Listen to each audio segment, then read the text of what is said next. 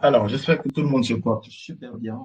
Ce soir, comme d'habitude, on se retrouve pour une séance d'analyse sur les actifs synthétiques et sur le forex, bien sûr. Et nous allons analyser les actifs que vous avez eu à énumérer dans le canal public ce matin lors du sondage. Et j'espère que nous allons passer une excellente soirée d'analyse ensemble. Actuellement, il est 21h17 chez moi, ok. Et j'espère que nous allons aller assez vite et pouvoir finir avec quelques actifs, bien évidemment, que vous avez eu à énumérer. Mais avant, j'aimerais souligner quelque chose. Avant, on faisait les analyses, on va dire les séances d'analyse sur Zoom, mais je pense que l'une des meilleures solutions, c'est de le faire maintenant sur Telegram parce que Telegram, je pense que plusieurs personnes ont facilement accès à Telegram et arrivent à se connecter très facilement pour pouvoir suivre les séances. Et euh, l'un des grands avantages qu'on a aussi sur Telegram, c'est que nous pouvons effectuer une très longue séance, sauf que la seule difficulté sur Telegram, c'est que vous n'allez pas pouvoir poser vos questions en live pour l'instant. Voilà, je dis bien pour l'instant parce que, bien évidemment, après la séance, je vais allumer vos micros pour que vous puissiez tous ensemble poser vos questions s'il y en a. Et pour qu'on puisse bien évidemment être éclairé sur tout ce que nous allons voir ensemble. Et aujourd'hui, ça fait quand même assez longtemps que je n'ai pas eu à faire de Zoom d'analyse, de live d'analyse avec qui que ce soit parce que j'étais dans une profonde période de repos, si on peut le dire ainsi. Donc, ce soir, c'est, on va dire, le début d'une longue série de séances d'analyse. Et j'espère que vous allez être tous présents avec moi, quel que soit dans la semaine, pour qu'on puisse travailler ensemble sur les actifs qui nous intéressent le plus, on va dire, sur la bourse. Voilà. Et donc, sans plus tarder, je vais commencer l'analyse sur les actifs que vous avez eu à énumérer. Et donc, je vais essayer de commencer avec l'actif qui a le plus été voté avant qu'on ne puisse passer sur les autres actifs. Et donc, déjà, le premier actif que je vois dans le canal, là, je pense bien que c'est un instant, s'il vous plaît.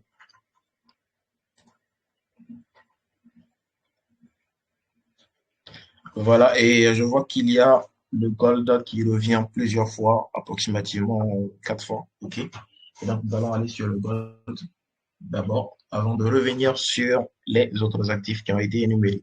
Et donc, là, actuellement, nous sommes sur ce qu'on appelle le DXY. OK.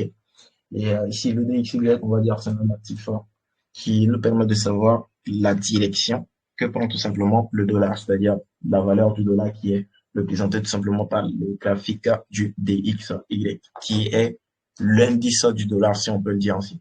Et donc, l'indice du dollar pouvoir avoir une idée sur comment est-ce que le dollar évolue, sur l'évolution de la valeur du dollar par rapport aux autres devises, bien évidemment. Et donc, en fonction de cette évolution, nous pouvons avoir une approximation sur comment est-ce que les autres actifs également évoluent. Parce que, bien évidemment, le Forex, on va dire, est un marché qui est essentiellement contrôlé, si on peut le dire ainsi, par ce qu'on appelle l'indice du dollar. C'est-à-dire, si le dollar va à la hausse, il y a de très très fortes chances que tous les actifs qui soient corrélés au dollar fassent également une évolution en fonction de, bien sûr, la formule qui a été utilisée pour pouvoir former ces actifs-là. Je pense que ça, c'est une leçon de corrélation que je suis en train de donner, on va dire, une introduction sur la corrélation. Mais nous n'allons pas parler de cela ce soir. C'est pour dire tout simplement que ici, nous avons une opportunité de vente qui a bien évidemment été réagi, qui a bien évidemment réagi. Et ici, on voit que le graphique sur le DXY est dans on va dire, un processus de baisse. C'est-à-dire, le graphique est en train de vouloir continuer son évolution vers la baisse, tout simplement. Et en fonction de cette évolution, nous allons avoir, on va dire, une certaine appréhension de l'évolution sur les autres actifs, notamment le DXY, qui fait évoluer tout simplement les actifs tels que Euro UST, GBP UST, USD JPY, USD CHF, Euro USD et ainsi de suite, CAD USD et ainsi de suite. Et même aussi le Gold qui s'écrit tout simplement XAUUST. Et donc, vous voyez tout simplement que tous les actifs que je viens d'énumérer sont des actifs qui ont dans leur nom ou encore dans leur appellation ce qu'on appelle USD, qui est, on va dire, le diminutif du dollar, tout simplement. Voilà. Et donc, ces actifs-là évoluent essentiellement selon l'évolution du dollar. Et donc ici, sur le DXY, étant donné que nous voyons qu'il y a une opportunité de vente, nous allons plutôt chercher une opportunité peut-être d'achat. sur ce qu'on appelle le gold. Et donc, sur le gold, on va se rendre compte qu'il y a de très, très fortes chances que nous puissions profiter d'une évolution haussière que de chercher à vouloir vendre le marché. Voilà. Et donc, nous allons aller tout de suite sur le gold, c'est-à-dire sur XAUUSD pour essayer de déterminer certaines opportunités qui peuvent nous permettre de pouvoir profiter d'une évolution haussière dans les heures à venir ou dans les jours à venir. Et donc, sans plus tarder, nous passons sur le gold. OK. XAUUSD.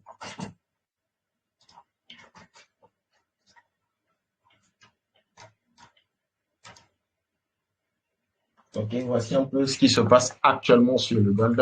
Ok, je me rappelle bien, la dernière fois nous avons eu à analyser le gold, nous avons trouvé ce niveau-là qui devait potentiellement réagir pour la hausse. Ok, le son il est faible, là. Il est de faible qualité. J'espère que c'est seulement celui ou si c'est un problème général, veuillez me le dire également dans les commentaires pour que je puisse parler un peu plus fort, que vous puissiez bien évidemment entendre. Si le son il est de faible qualité ou si ma voix est plutôt faible, dites-moi exactement ce qu'il y a pour que je puisse corriger ça avant qu'on puisse continuer. OK? Ok, je disais là que ici, sur le gold, nous avons tout simplement à chercher à profiter des opportunités haussières à venir. Donc, logiquement, ce que nous allons faire, c'est de trouver tout simplement ce qu'on appelle des obstacles qui vont repousser le prix à la hausse, tout simplement lorsqu'il y aura, on va dire, un retracement vers ces niveaux-là. Et donc, logiquement, lorsque nous allons nous attendre à ce qu'il y ait un retracement dans des, on va dire, à partir de certaines zones assez intéressantes, nous allons chercher maintenant à savoir quelle est la zone la plus importante qui a des chances de pouvoir réagir et de faire repousser le prix à la hausse. Et dans ce sens-là que nous allons trouver tout simplement euh, des analyses qui seront effectuées peut-être dans les unités de temps supérieures en descendant progressivement dans les unités de temps inférieures. Mais logiquement, nous allons d'abord aller sur les unités de temps supérieures comme étant comme le monthly, on va dire. Après, nous allons peut-être descendre en weekly pour essayer de voir un peu ce qui nous attend dans à partir de ces unités de temps-là. Et donc, déjà, logiquement, on voit que la séance haussière, la séance de ce mois de mars, OK, qui a débuté il y a à peine 12 jours, OK, est dans une forte, on va dire, impulsion haussière. Voilà. Voyez-vous que ici, ok, voyez-vous que ici, nous avons tout simplement une configuration fortement haussière, ok, une bougie très très pleine haussière, ce que nous appelons déjà, ce qu'on appelle là, une séance ferme qui nous dit exactement où est-ce que le prix est en train d'aller, c'est-à-dire la direction exacte du prix de l'actif en question. Et donc déjà là, nous sommes sur le gold, donc on sait logiquement à travers la configuration de cette séance-là que le prix sur le gold est en train d'évoluer tout simplement vers la hausse. Et donc, cette évolution haussière nous permet d'avoir une, on va dire, une idée sur comment est-ce que nous pouvons, sur quelles sont les opportunités que nous pouvons, quelles sont les opportunités que nous allons pouvoir trouver sur l'actif en question. Et donc, logiquement, ce sera potentiellement des opportunités pour la hausse, c'est-à-dire des opportunités d'achat. Et donc, nous allons chercher maintenant des opportunités d'achat à travers la configuration qui se présente à nous, à travers tout simplement cette configuration haussière-là déjà. Et donc, déjà avec cette configuration haussière, ce qu'on appelle en volatility sheet code, le candle by candle study nous dit que il y a des chances que le marché puisse faire juste, on va dire, une respiration avant de continuer son impulsion haussière jusqu'à aller à un certain niveau. Et donc, déjà, ce qu'il faut savoir, c'est que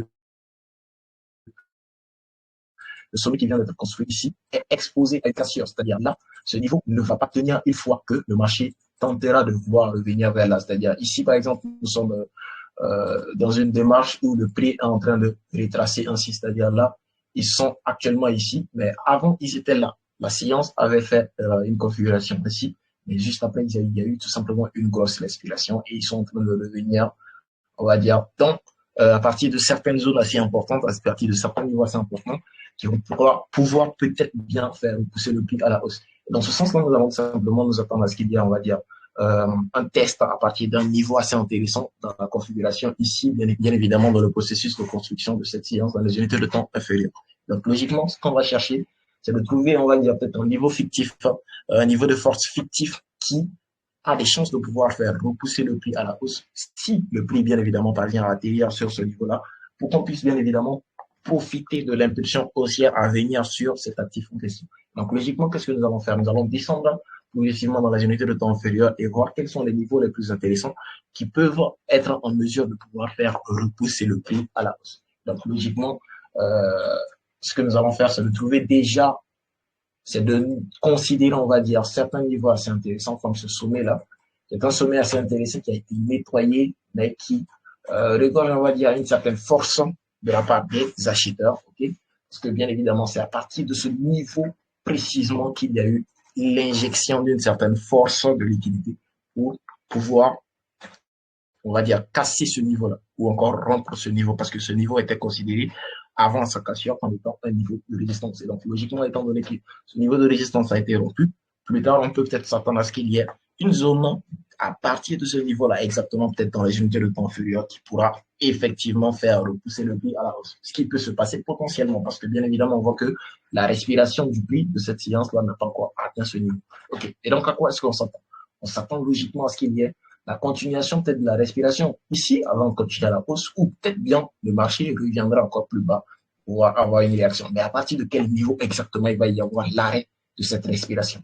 C'est ce que nous allons chercher à comprendre à travers l'utilisation de l'outil Fibonacci, qui est un outil assez efficace qui nous permet de pouvoir déterminer certains niveaux de force fictifs assez intéressants, bien évidemment, comme étant 50%, ok, qui réagissent souvent, mais pas trop. Okay, pourquoi est-ce que ça ne réagit pas trop? Parce que c'est un niveau généralement qui réagit selon certaines conditions. Et donc, si certaines conditions, on va dire, certains principes ne sont pas bien réunis, on ne peut pas considérer ce niveau-là comme étant un niveau de force fictive qui a des chances de pouvoir faire repousser le prix à la hausse ou à la baisse. Et donc, logiquement, à quoi est-ce qu'on va s'attendre? On va peut-être trouver d'autres niveaux un peu encore plus intéressants, plus bas, ok? Mais ici, les deux niveaux-là nous donnent assez d'informations, ok? Et donc, les autres informations que nous allons chercher à trouver, nous allons aller logiquement en weekly, ok? Et voir un peu comment est-ce que la séance de weekly a été configurée. Et la séance de weekly, un instant, je vais repartir en monthly pour noter également ce niveau-là. Ce niveau également qui est un sommet assez intéressant qui a été nettoyé. Ok, et donc nous avons ce niveau, celui-ci et aussi celui-là. Ok. À quoi est-ce que ces niveaux-là correspondent dans les unités de temps inférieures, notamment weekly pour l'instant, alors qu'on puisse continuer dans les autres unités de temps comme étant comme daily peut-être et après H4 et ainsi de suite pour trouver tout simplement le niveau idéal qui a les chances de pouvoir faire repousser le prix à la hausse.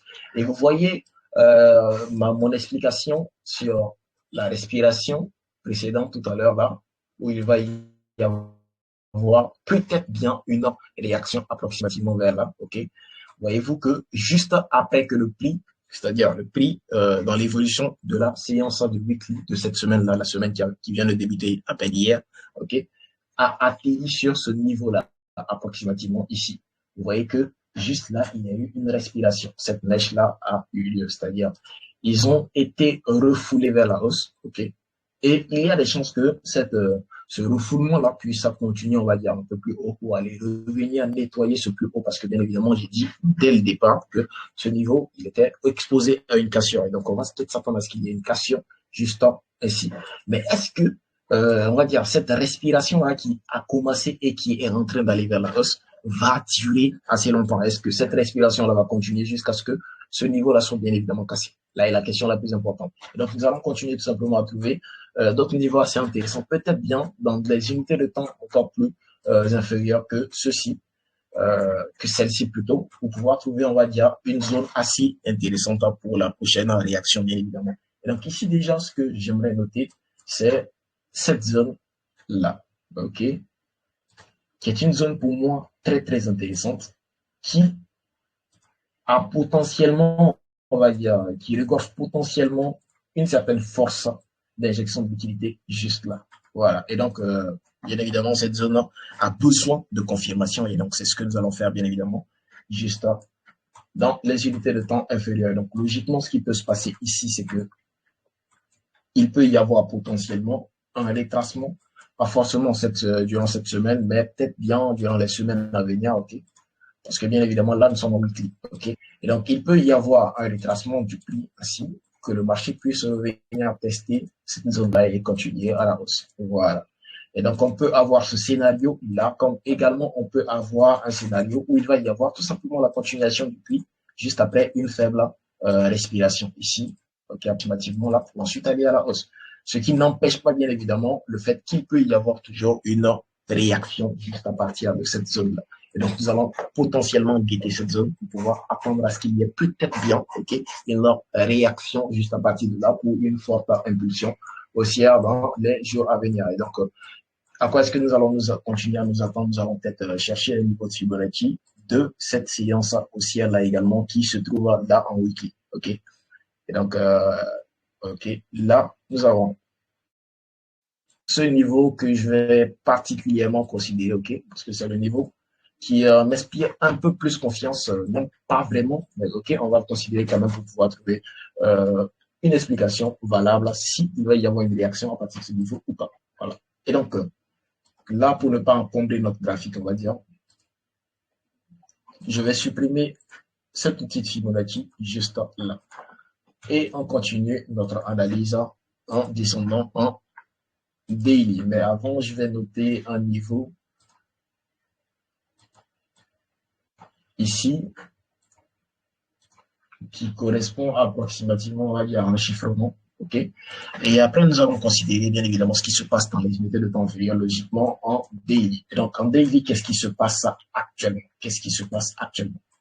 En daily, on se rend compte qu'il y a eu la configuration d'une forte séance baissière aujourd'hui. C'est-à-dire, aujourd'hui, il y a eu une injection de liquidité de la part des vendeurs pour une évolution baissière. C'est-à-dire, il y a eu un très, très gros mouvement baissier toute la journée. OK? Parce que, bien évidemment, lorsque une séance commence, que ce soit une séance de daily, une séance de weekly, une séance de monthly, il y a toujours, on va dire, une certaine injection de liquidité pour pouvoir effectuer ce qu'on va dire le plus gros mouvement de la séance. Et donc aujourd'hui, le plus gros mouvement de la séance a été un mouvement baissier. Et ce mouvement baissier peut peut-être être considéré comme étant un fake move dans certaines situations. Et peut-être là, aujourd'hui, c'est peut-être considéré comme soit un fake move, soit le début d'un fake move. Parce que bien évidemment, si le fake move n'est pas encore terminé, il va y avoir toujours une certaine continuation de cette évolution baissière vers la baisse pour pouvoir tester un niveau assez intéressant et avoir bien évidemment en ce moment-là notre injection d'utilité vers la hausse pour pouvoir effectuer, on va dire, un certain mouvement aussi.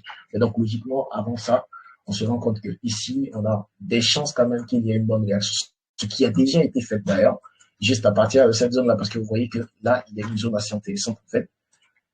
Ici, cette Iron Base là, où il y a eu la réaction, on va dire la respiration de la journée d'aujourd'hui. OK? Donc là, il y a eu la respiration. Il peut y avoir la continuation de cette respiration juste après la journée de demain. C'est-à-dire, lorsque la bougie de demain va s'ouvrir, il va y avoir peut-être bien, on va dire ça, un mouvement baissier testé approximativement là et continuer à la hausse pour aller chercher à trouver d'autres niveaux assez intéressants ou peut-être revenir avec une certaine nonchalance testée ici et peut-être peuvent devenir à la baisse pour pouvoir constituer, on va dire, une certaine création d'activité avant que le prix ne puisse continuer à la hausse. Mais déjà, là, on a ce niveau-là qui est quand même un niveau assez intéressant, OK? Ici, que nous allons considérer bien évidemment parce que le scénario auquel on peut s'attendre en voyant ce niveau-là spécialement, c'est par exemple là, ce scénario-là, c'est-à-dire un mouvement qui revient tester là, pour ensuite avoir la continuation de notre mouvement baissier jusqu'à un certain niveau avant d'avoir l'impulsion haussière. OK? Et nous allons supprimer tout ça pour pouvoir tester, pour encore chercher à confirmer, on va dire, nos zones de réaction dans les unités de temps inférieures. OK. Là, nous étions en daily, on va aller d'abord en H4, OK, pour trouver une certaine cohérence dans les niveaux que nous sommes en train de noter juste ici.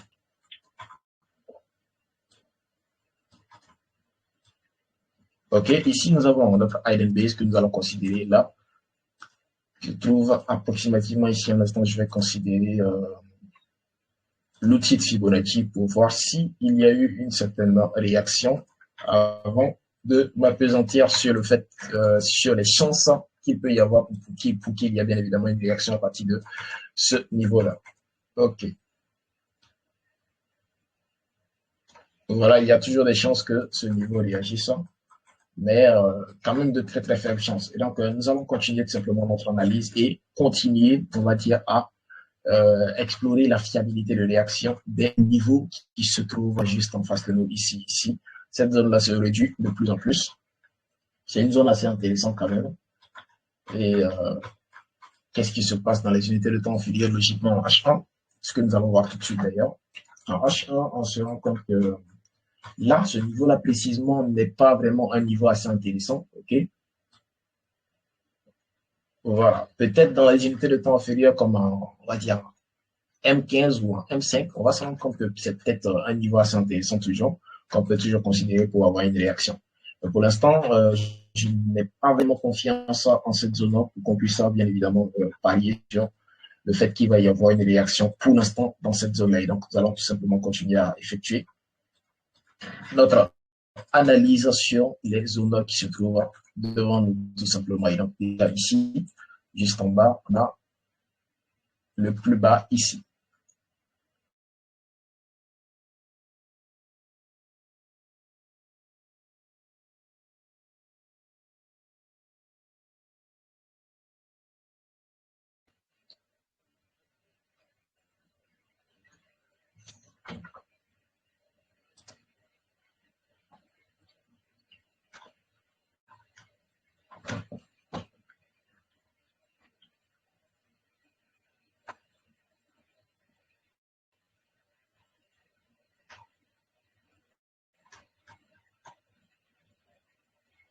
Je viens d'avoir un léger souci de connexion. J'espère que vous m'entendez bien.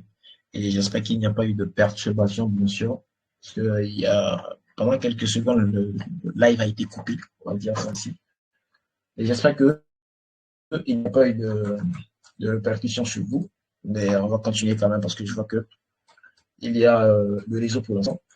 Et donc, on continue notre analyse. Et donc, ici, comme je le disais, il y a des zones toujours assez intéressantes qui ont des chances de pouvoir faire repousser le prix à la hausse une fois que le marché reviendra dans ces zones-là. Logiquement, ici, moi, je vais considérer, OK, cette zone comme la zone qui regorge, on va dire, le plus de probabilité de réaction, OK, parce que c'est une zone assez intéressante quand même. Et donc, nous allons plus nous appesantir sur le fait qu'il peut y avoir potentiellement une réaction sur cette zone-là que sur les autres zones. Et je vais ajuster, on va dire, les niveaux et nous allons continuer logiquement notre analyse jusqu'en M5.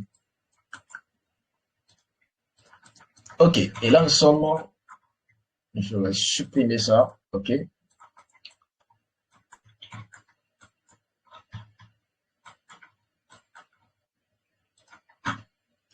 Je supprime ici parce que, à vrai dire, pour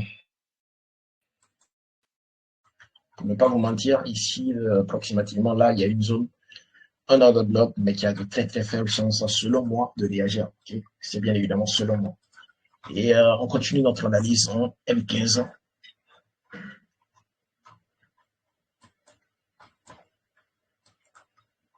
OK, là, nous sommes en M15. Et la zone en question, là, OK.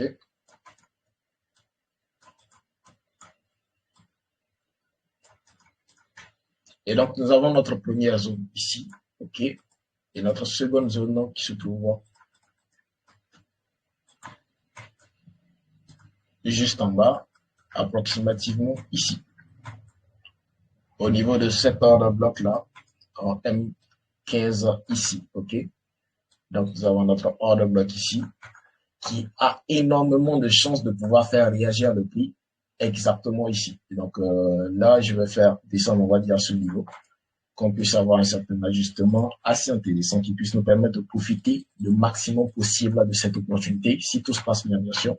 Et on descend pour continuer toujours notre analyse en M5A. Et on se rend compte qu'en M5A, la zone, elle est assez grande, OK, et plutôt très intéressante. Et là, qu'est-ce qui se passe? Ici, nous avons la zone qui s'agrandit encore plus, OK. Et donc, nous allons considérer tout simplement la zone à partir de là. OK.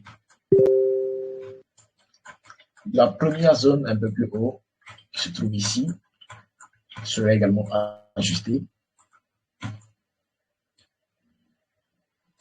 Voilà.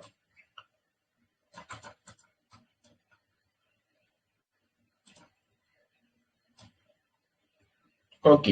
Et donc, voici, on va dire, une autre zone assez intéressante que nous allons considérer pour pouvoir effectuer une transaction d'achat, au cas où il va y avoir bien évidemment une transaction d'achat à partir de ce niveau-là. Beaucoup vont me demander pourquoi est-ce que je considère, on va dire, la réaction juste en bas de ce niveau, parce que déjà, ce niveau peut être considéré, on va dire, comme étant un niveau d'incitation. Un niveau d'incitation, c'est généralement un niveau où il y a, on va dire, une certaine injection de liquidité, pouvoir induire en erreur le maximum de traders particuliers, tout simplement pour effectuer, on va dire, une prise de liquidité, plus tard ou encore un massage de liquidité. Et généralement, ces niveaux-là, vous allez le voir, et bon, ces niveaux vont se constituer juste en bas de certains fake moves, parce que généralement, ce qu'on appelle des fake moves. Et ces fake moves-là aussi réagissent d'une certaine façon assez particulière, avec, on va dire, des momentum très faibles. Et ces momentum-là vont nous permettre de savoir si il va y avoir des réactions à partir de ces niveaux ou pas.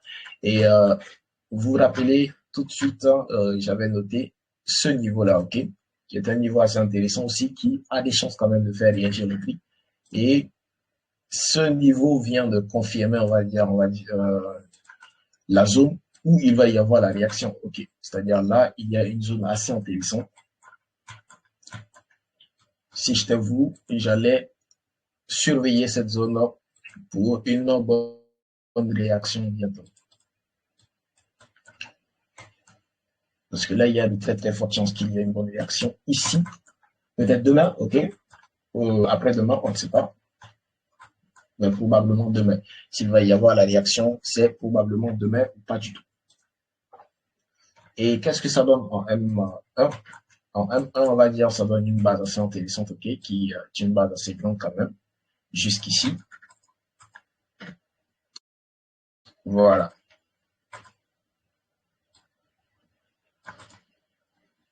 Et donc, voici, on va dire, une autre zone que nous allons considérer pour pouvoir effectuer, on va dire, une transaction de vente, au cas où il va y avoir le scénario dont je vous ai parlé tout à l'heure sur cet actif-là, bien évidemment.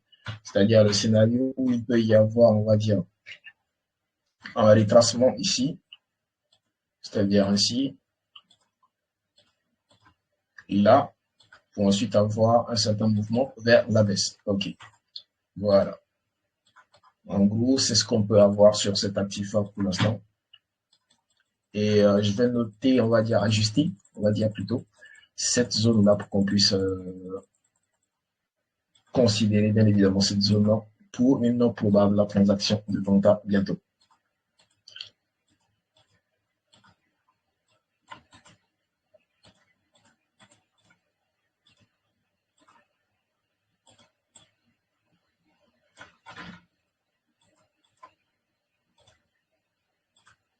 OK. Et donc là, nous avons tout simplement notre zone également ici.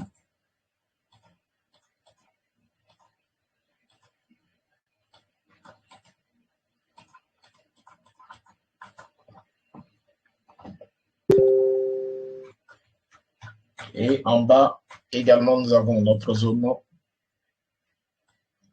on va dire, qui a le plus de chances de pouvoir faire repousser le prix pour une très, très, très forte impulsion pour le long terme. Voilà. Toutes ces zones que je viens de marquer un peu plus haut, ce sont des zones, on va dire, qui vont peut-être réagir pour du court terme plutôt. Mais si, au cas où plutôt il y a une chance qu'il y ait une réaction dans cette zone-là, le prix a fortement de la chance d'aller encore plus haut, c'est-à-dire d'aller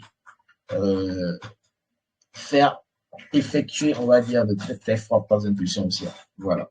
Et donc, on va continuer cette petite zone-là ici, de la sorte, comme étant des zones qui vont faire réagir le prix tout simplement pour le court terme, et la zone un peu plus bas pour du long terme. Voilà. Et donc, là,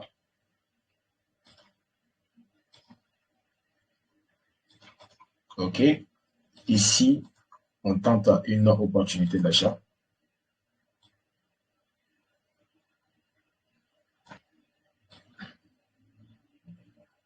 Voilà.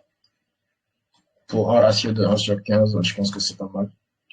Si le prix réagit, bien évidemment. Et donc, voici en gros ce qu'on peut avoir sur l'analyse du gold. Et j'espère qu'il n'y a pas d'ambiguïté sur cette analyse. J'espère que j'ai été très, très fluide dans mon explication. Et si vous avez des questions, vous pouvez poser ces questions dans le chat, c'est-à-dire en commentaire sous le dernier post du canal là, public, tout simplement, pour que je puisse répondre très, très rapidement avant qu'on puisse finir la séance d'analyse, tout simplement. Et donc, je vais aller sur un autre actif pour continuer l'analyse, tout simplement. OK.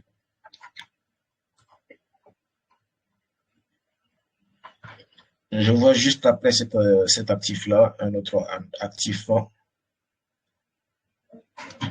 tel que EURUSD. OK. EURUSD, il faut savoir que EURUSD va peut-être réagir approximativement comme le gold, tout simplement. Voilà. Comme le gold. Pourquoi? Parce que ces deux actifs, on va dire, sont formulés approximativement de la même façon. Voilà.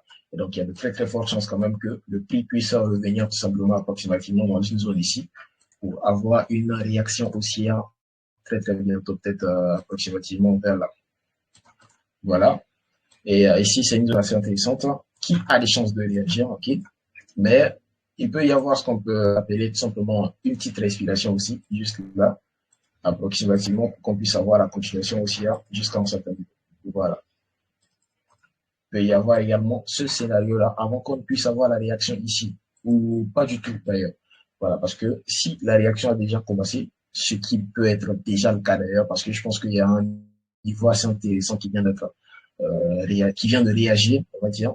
Et il y a des chances quand même que le prix continue tout simplement ça hausse jusqu'à ce niveau-là. Et donc, c'est ce qu'on peut avoir approximativement sur EURUSD pour l'instant. OK.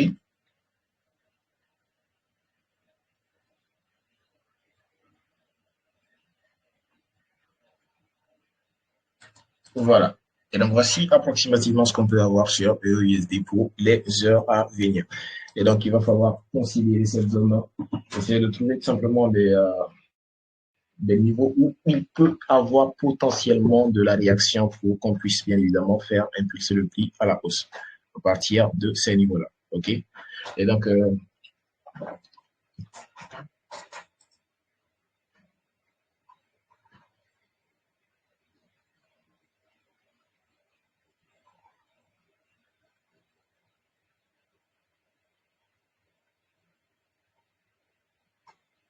OK, donc nous allons migrer vers un autre actif. OK, très très rapidement.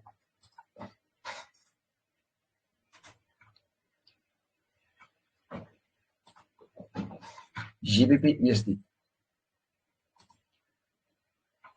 J'ai vu dans le canal quelqu'un qui demandait à ce qu'on analyse Eurocada. Ce que j'ai remarqué, c'est que Eurocada, l'analyse de cet actif, lui, tenait particulièrement tête à cœur parce que peut-être selon lui, il va y avoir un renversement ou je sais pas quoi bientôt sur cet actif-là. Et donc, on va peut-être vérifier cela ensemble pour être sûr qu'il peut y avoir, on va dire, une réaction sur cet actif-là bientôt. Je pense que j'ai un petit souci de connexion ou un petit souci de réseau, je sais pas. Mais le graphique peine à se recharger très très rapidement. Et j'espère quand même qu'on puisse actualiser le graphique sur Eurocad très très rapidement avant qu'on puisse continuer bien évidemment la séance. Mais bien avant ça, je vais commencer d'ailleurs à allumer vos micros, ok, pour que vous puissiez poser vos questions s'il y en a. Voilà. Et là, nous sommes sur Eurocada et je commence tout de suite à allumer vos micros.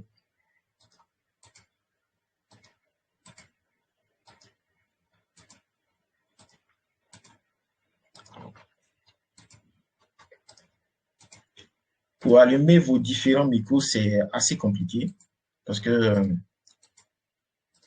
je suis un peu dans l'obligation d'allumer les micros de tout en chacun. C'est-à-dire, je clique sur vos profils et pour les allumer, on va dire individuellement et c'est quand même assez pénible.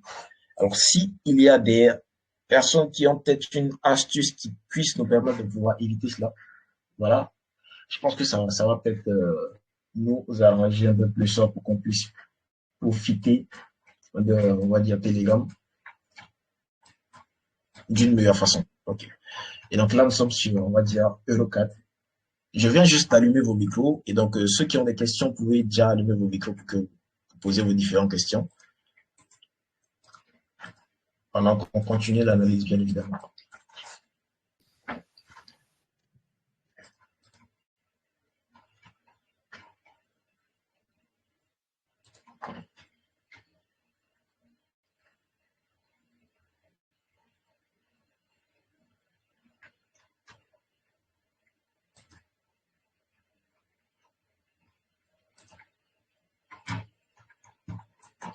Ok, là, nous sommes sur Eurocada en Monfils. Ok.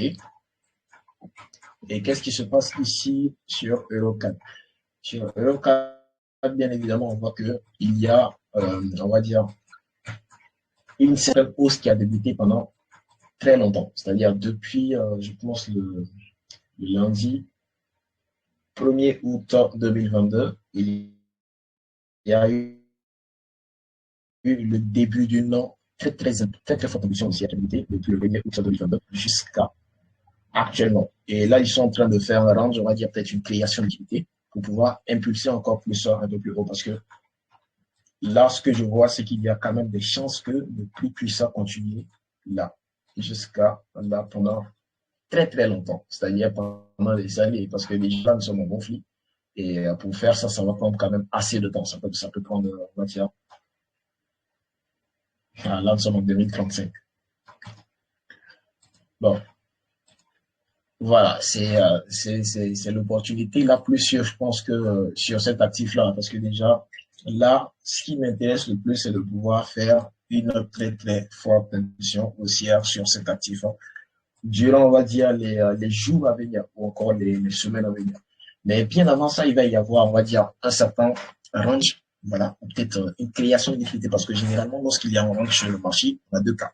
Soit le marché est en train de créer de la liquidité, soit nous sommes en train d'assister à une très forte prise de liquidité collective, parce que généralement, ou encore à l'intérieur de certains ranges, il va y avoir plein de création de liquidité et plein de prises de liquidité à la fois. C'est-à-dire, ils vont créer de la liquidité et ramasser cette même liquidité, vont revenir créer de la liquidité avec la liquidité qu'ils avaient ramassée bien avant, créer plus de liquidité, ramasser cette même liquidité pour ensuite évoluer, on va dire, de façon statique et ensuite injecter leur liquidité qu'ils vont accumuler au fil du temps pour ensuite effectuer leur impulsion aussi. C'est la raison pour laquelle on parle d'accumulation, de réaccumulation. C'est-à-dire, lorsqu'il va y avoir, on va dire, une très forte impulsion haussière dans les jours ou encore les heures à venir, bon, peu importe les scénarios ou encore limité de temps, il y a des chances en fait que le marché puisse effectuer ce qu'on appelle l'accumulation ou encore la réaccumulation.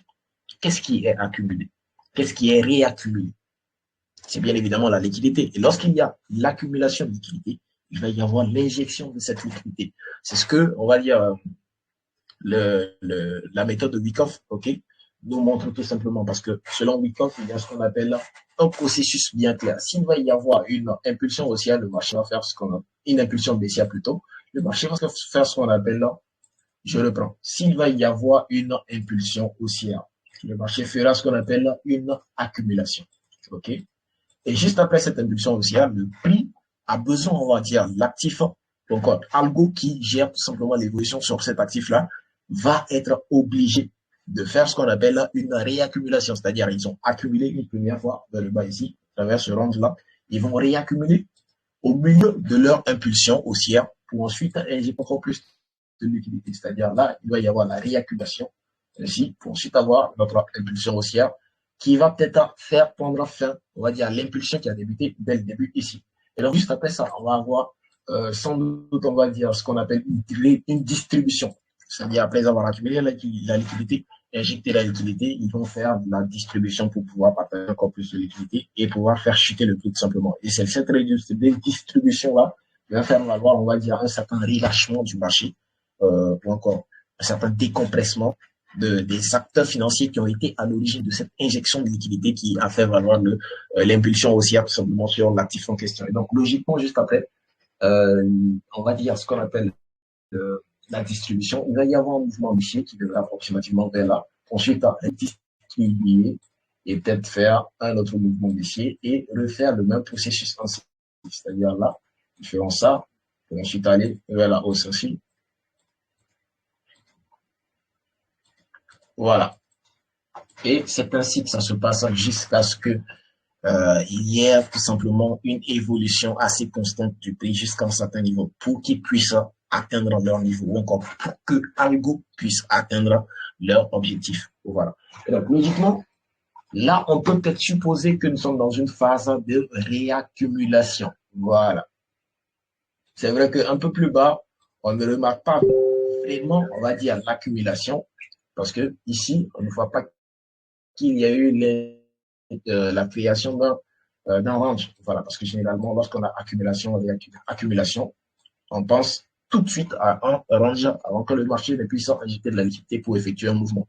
Mais ici, il n'y a aucun range. Mais il y a quand même eu une accumulation. Et donc, cette accumulation a bien eu lieu juste après, bien évidemment, cette prise de liquidité. Parce que généralement, cette accumulation déjà a été à l'origine de cette prise de liquidité. Donc, s'il y a eu cette prise de liquidité à travers cette accumulation, logiquement, ce qui va se passer, il va y avoir la continuation aussi, bien évidemment, de notre actif en question jusqu'à un certain niveau. Et donc, là, peut-être bien, il peut y avoir un retour, mais bon, ça reste à vérifier, ok?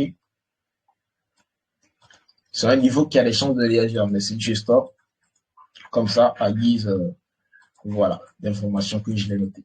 Et donc ici, nous sommes dans une autre phase tout simplement d'accumulation. Donc ce qu'on va chercher, c'est de trouver des opportunités qui vont peut-être nous faire impulser le prix à la hausse un temps soit peu, à la baisse un temps soit peu, et ainsi de suite. On puisse bien évidemment profiter aussi de l'évolution du prix qui est en train d'être effectuée. Sinon, actuellement, il n'y a pas vraiment de chances que le prix puisse effectuer une très très forte impulsion haussière ou baissière très bientôt. Voilà.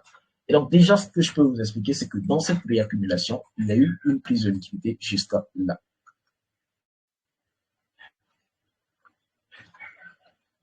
OK? Là, on parle de volatility shitcode purement.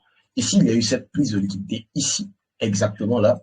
Et donc, juste après, qu'est-ce qui va se passer? Il va y avoir bien évidemment une injection de liquidité approximativement dans l'obstacle, on va dire encore, le mouvement qui a été à l'origine de la prise de liquidité. Parce que généralement, on a ce qu'on appelle une condition de réaction d'un obstacle-là qui est généralement la condition qui doit être réunie pour que l'obstacle-là puisse réagir. Et l'une des conditions qui nous intéresse bien pour pouvoir avoir, on va dire, une confirmation sur la réaction d'un obstacle, c'est, on va dire, la prise de liquidité. Ou encore la liquidité tout court. Parce que généralement, les obstacles réagissent juste après des prises de liquidité. Parce que bien évidemment, s'il va y avoir la réaction d'un obstacle, c'est pour qu'il puisse y avoir une injection de liquidité. Alors que si l'obstacle réagit alors qu'il n'y a pas de liquidité à injecter, c'est qu'il ne va pas y avoir une bonne injection de liquidité ou encore un bon mouvement juste après ça. Ou encore l'obstacle ne va pas du tout réagir d'ailleurs. Voilà. Et donc, logiquement, l'obstacle en question ici a été configuré pour tout simplement nettoyer de la liquidité. On va parler de stop hunt move. On parle ici de stop hunt move ou encore de stop hunter candle parce que là, déjà, nous sommes en monthly. Voilà. Et c'est seulement une bougie. Mais dans les unités de temps antérieures, on va se rendre compte que c'est totalement, on va dire, un mouvement clair. Voilà. Un mouvement qui a débuté pendant très longtemps et qui a été à l'origine de cette mise de liquidité. Et ce mouvement-là, on va l'appeler tout simplement un stop hunt move. Voilà, c'est-à-dire un mouvement qui prend de la liquidité ou encore qui pourchasse de la liquidité. Stop hunt move. Et donc, ce stop hunt move peut potentiellement réagir pour pouvoir faire impulser le prix à la hausse. Ce qui s'est déjà effectué d'ailleurs. Il y a eu ce retracement-là ici pour qu'on puisse avoir la réaction vers la hausse. Et ici, il y a deux cas. C'est-à-dire, le premier cas, c'est que est-ce que la hausse, c'est-à-dire la réaction de ce stop hunt move-là a vraiment débuté? Si la réaction de ce stop hunt move-là a vraiment débuté, c'est que ce mouvement haussier-là a des chances de pouvoir faire continuer le prix vers la hausse pour revenir nettoyer tout ce niveau-là vers le haut. Voilà. Et donc, s'il va y avoir ce type de scénario, ce à quoi on va s'attendre, c'est qu'il va y avoir une impulsion haussière très, très bientôt. Au cas contraire, on va peut-être s'attendre à ce qu'il y ait le retracement, OK, de ça jusqu'à un certain niveau, OK, pour ensuite avoir une certaine impulsion haussière. Dans ce cas-là, ce niveau d'open close là a des chances de pouvoir faire repousser le prix parce que déjà le prix a été testé ce niveau-là juste, je pense, aujourd'hui même.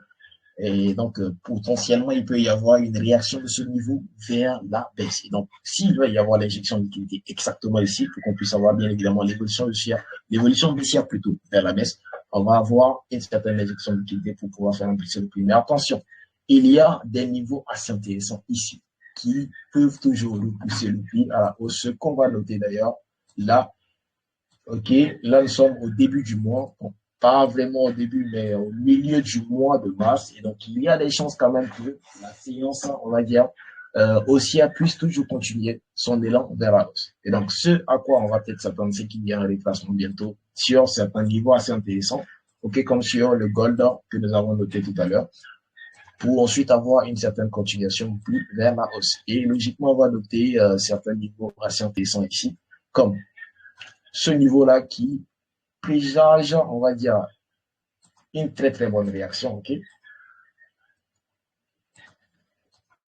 Voilà, et ici nous avons plein de niveaux qui se présentent à nous. Et on supprime tout ça pour essayer de voir un peu à quoi est-ce que ces niveaux-là correspondent dans les unités de temps inférieures. Et, nous allons nous rendre compte de cela tout de suite. Hein.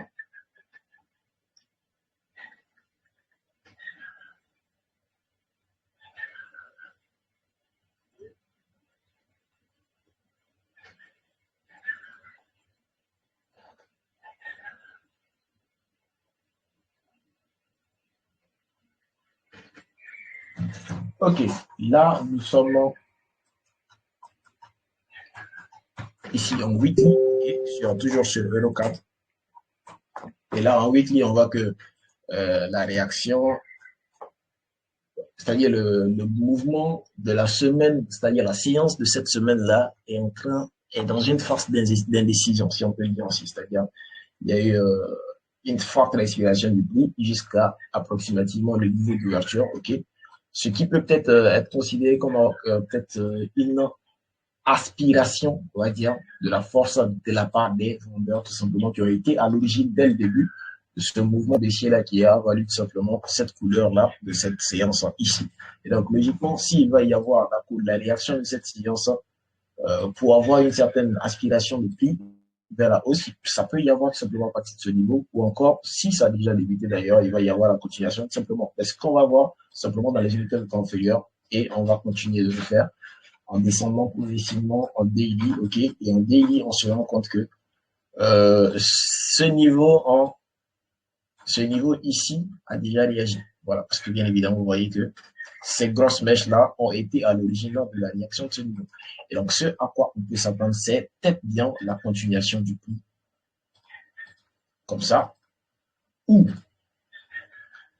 une certaine réaction jusqu'à là, ensuite avoir la continuation du prix, ou avoir un gros mouvement baissier jusqu'ici approximativement, et ensuite avoir une autre impulsion vers la hausse. Parce que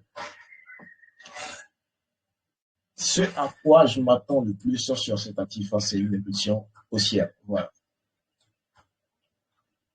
Et donc, on continue tout simplement notre analyse. OK. Un instant, je vais vérifier quelque chose.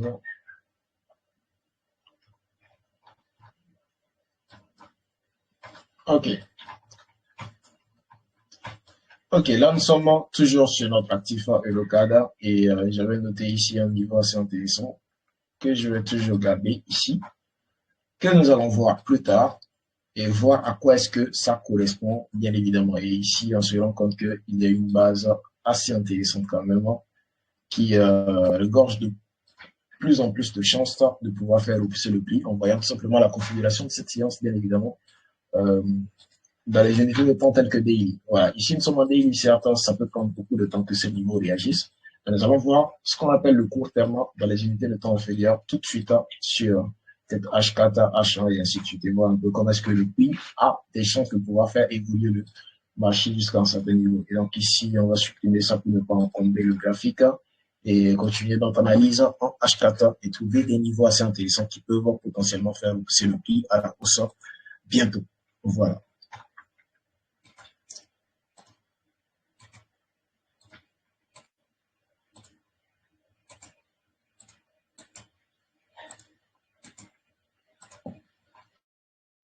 Ok, là nous sommes en H4 et voici ce qui se passe actuellement en H4. Un instant, je vais voir quelque chose là. Très là. Ok, super. Et là, je repars en H4.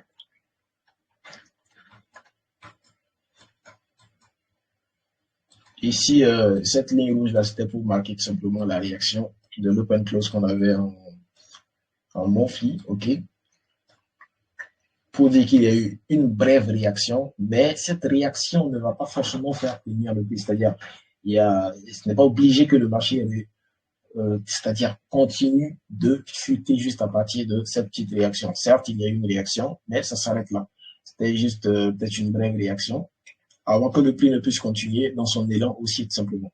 Et donc, logiquement, on va se mettre du côté des acheteurs, ok? Parce que déjà, sur EURUSD, il y a des chances que le marché fasse une impulsion haussière dans les jours à venir. C'est ce que nous avons vu tout à l'heure. Donc voilà, il y a des chances que le marché fasse une impulsion haussière dans les jours à venir. Ok. Et donc, si sur EURUSD, il y a des chances que le marché fasse une impulsion haussière, c'est que sur EUROCAD également, il y a des chances que le prix fasse une impulsion haussière. Pourquoi? À cause de euro. Parce que euro ici, c'est tout simplement l'indice qui contrôle, on va dire, l'évolution de euro, USD et EUROCAD ensemble. Et donc, ces deux actifs-là, tout simplement, on va peut-être les considérer pour avoir une chance de pouvoir y faire réagir tout simplement ces actifs. Ok, donc logiquement ici, là, il y a ce niveau-là aussi qu'on avait considéré bien évidemment en monthly et en weekly ou une probable réaction bientôt. Ici, je ne suis plus trop enthousiaste du fait qu'il peut y avoir toujours une réaction ici. Voilà. Donc, on va supprimer ça gentiment. Et peut-être s'appesantir sur les niveaux tels que celui-ci ou un peu plus haut peut-être bien. Voilà. Et là, on descend. On va les unités de temps inférieures. Logiquement, H1. Et en H1, on voit qu'il y a une base très, très intéressante qui se présente à nous. Voilà. Et cette base-là a des chances quand même de faire réagir le prix vers la hausse si le prix ne continue toujours pas à grimper ainsi, c'est-à-dire si là, on n'a pas la continuation haussière. Ce qui va vraiment m'étonner parce que la force du mouvement actuel n'a pas vraiment des chances de pouvoir faire évoluer le prix continuellement pour atteindre ce niveau-là et aller casser d'autres niveaux un peu plus haut. Et donc, il y a des chances toujours que le prix puisse retracer, c'est-à-dire revenir nettoyer le plus bas ici. Voilà, qui est exposé d'ailleurs à une cassure et qui peut être considéré comme étant un weak level parce que, bien évidemment, si on essaie de voir un peu la structure en profondeur, il y a des chances quand même que le prix est déjà constitué ce qu'on appelle en L2, cassure de structure. Bon, ça c'est, on va dire, en termes en volatility code. Et donc, il y a des chances quand même que le marché puisse continuer. Voilà, ici, ainsi. Voilà, pour venir nettoyer ce plus bas avant de réagir approximativement ici et avoir notre impulsion haussière qui va avoir lieu bientôt. Ce qui peut se passer aussi potentiellement approximativement, on va dire, sur EURUSD, ce que nous avons vu d'ailleurs tout de suite. Voilà. Et donc là,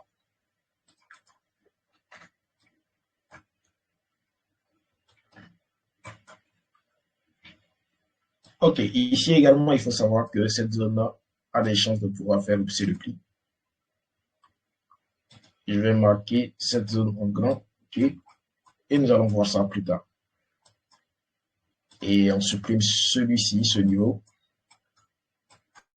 pour ne pas encombrer notre graphique pour bien. Et alors, on descend rapidement en M15 et on essaie de voir un peu à quoi est-ce que tout ce qui se présente à nous correspond tout simplement. Et ici, là, on a la zone qui se présente de mieux en mieux, ok, un ordre de bloc assez intéressant quand même, et qui a été créé juste après des prises de liquidité, et ça correspond à des, on va dire, des quasimodo zones, voilà, assez intéressantes, que nous allons toujours considérer pour avoir des réactions importantes, bien évidemment. Et ici également, bon, je ne suis pas totalement enthousiaste du fait que ce niveau-là peut vraiment réagir, mais quand on n'a rien à perdre, on va toujours considérer ce niveau. Et peut-être attendre une réaction, pas maintenant, pas forcément maintenant, mais peut-être considérer toujours ce niveau et nous attendre à ce qu'il y ait une réaction bientôt ou voilà, dans les mois à venir tout simplement. Parce que c'est un niveau qui se trouve être quand même assez loin. Ok, donc logiquement, on descend, nous sommes en M15 et on va descendre en M5 pour voir un peu ce que ça donne. M5.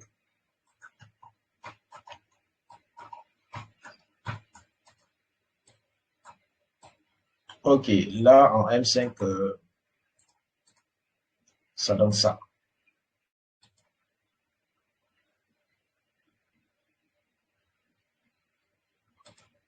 Voilà, ça donne ce niveau-là, qui est le niveau qui dégorge le plus de potentialité de réaction sur cet actif-là pour l'instant. Voilà. Et donc, cette zone-là, on va dire, c'est l'order block. Voilà, je ne vous cache rien, c'est l'order block ici, qui a des chances quand même de faire réagir le prix à la hausse. Voilà. Donc ici, on va considérer ça ici, et peut-être on va descendre M1, M3, M2, M1 pour toujours trouver des raisons que cette zone-là réagisse toujours.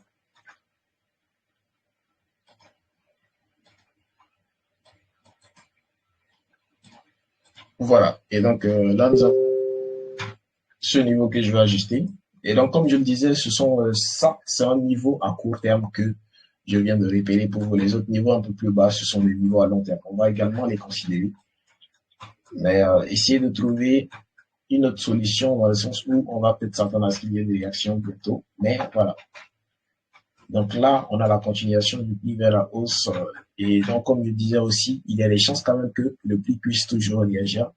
Et peut-être ça sera approximativement vers ici. Réagir, c'est-à-dire faire réagir le prix pour un retracement ou encore un fake move. C'est ce que je veux dire par là, tout simplement. Et donc, cette zone-là, approximativement, a probablement des chances de pouvoir faire pousser le prix vers la baisse. Voilà. Et donc, on monte ça ici.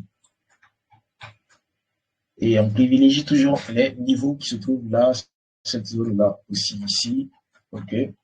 Ne faites pas attention à cette mèche-là. C'est, on va dire, une mèche, pas de prise de liquidité, mais peut-être de manipulation. Sur peut-être d'autres brokers, vous n'allez pas remarquer qu'il y a cette mèche-là. Voilà, ici déjà, d'ailleurs. Voilà. Excellent.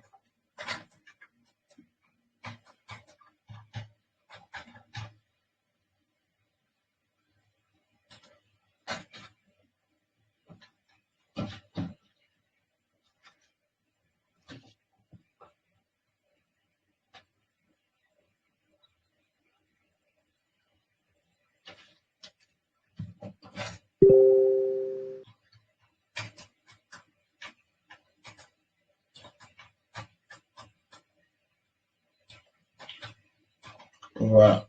Et donc, voici, on va dire, la zone de réaction sur Eurocada à court terme.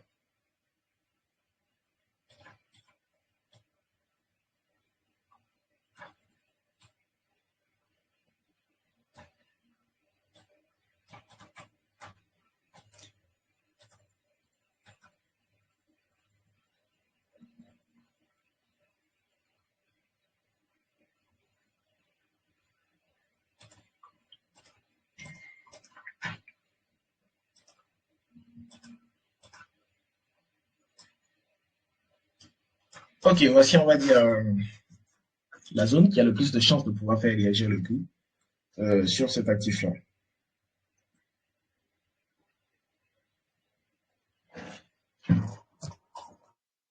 Et j'espère que mon explication a été fluide. Et n'oubliez pas également les zones qui sont un peu plus bas, les niveaux plutôt qui sont un peu plus bas, qui ont aussi des chances de pouvoir faire pousser le prix, mais on va pour l'instant s'attarder sur la réaction de cette zone-là, ici, et peut-être chercher d'autres confirmations dans d'autres unités de temps plus tard, ok, lorsque le marché va peut-être s'approcher des zones un peu plus bas pour une probable réaction, bien sûr.